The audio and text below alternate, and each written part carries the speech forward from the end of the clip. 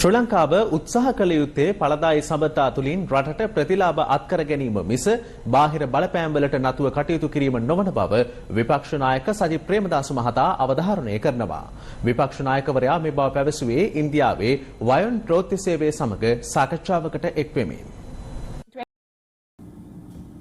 G7 countries have announced their own infrastructure plan now in response to China's Belt and Road Initiative. How do you assess this initiative and where do you think Sri Lanka fits here? Do you think Sri Lanka should consider joining an effort like this?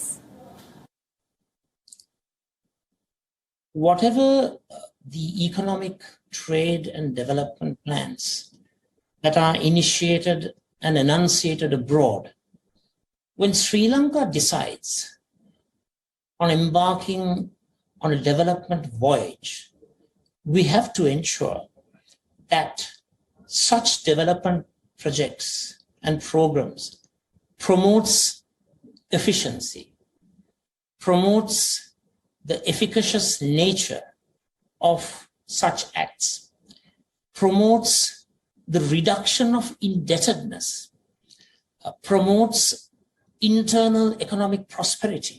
If obtaining such assistance improves Sri Lanka's macroeconomic indicators, such as improving the employment levels, propelling the growth rates, ensuring that budgets are balanced, and if it enables a trade surplus, certainly as a country we would be very attracted to such positive proposals, proposals which promote Sri Lanka's prosperity and development. So you're saying Sri Lanka should consider joining it? Well, I think within the present context, where Sri Lanka is suffering economically, I think the infusion of capital investment, grant programs, loan programs that may be available from these initiatives could be useful and utilized in Sri Lankan developmental activities, which would then promote Sri Lanka's macroeconomic indicators and which would lead to a higher standard of living and higher economic growth rates for the people of our country. As far as the economy is concerned, the numbers don't look good at all. In 2020, Sri Lanka's economy contracted, 3.6%. And a report from the World Bank claims that Sri Lanka's publicly guaranteed debt has now increased to more than 109% of the GDP. Recently, Bangladesh extended a $200 million loan to Sri Lanka. Is your country headed towards bankruptcy? I would not like to think so. But when one examines the current trends and the economic trajectory, life does not look too rosy. It looks pretty alarming. I think we need to have more pragmatic, practical approach to economic management.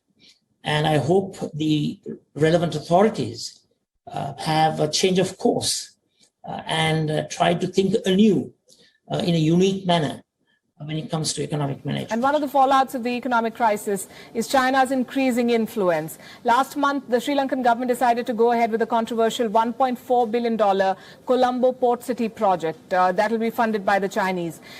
Is Sri Lanka sinking further into China's grip and the debt trap? Well, Sri Lanka is a proud nation state. We, as a people, we are proud of our culture.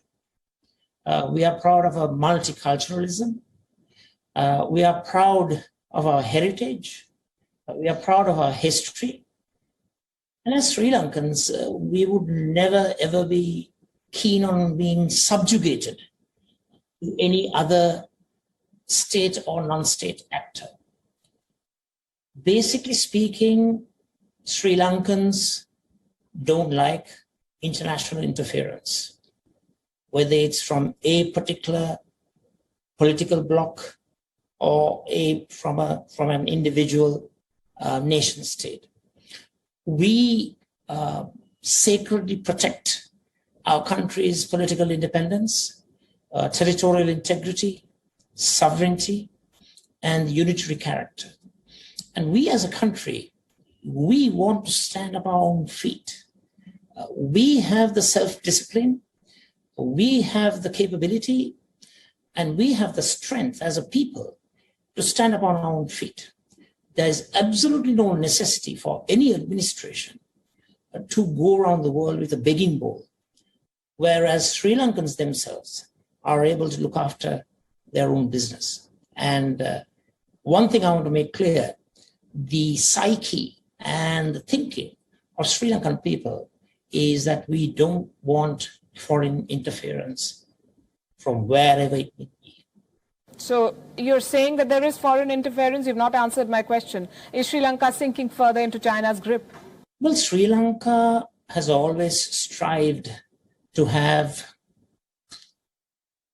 very direct, productive, progressive, constructive relations with all countries. We are a non-aligned country. We are a country with no alignments. So just as much as we value our relationship with India, we also value our relationship with China and the rest of the world. And we would like to have always a productive relationship, which is of mutual benefit. And more, what we see is Sri Lanka's internal national agenda being decided by external factors. And as Sri Lankans, we don't like it.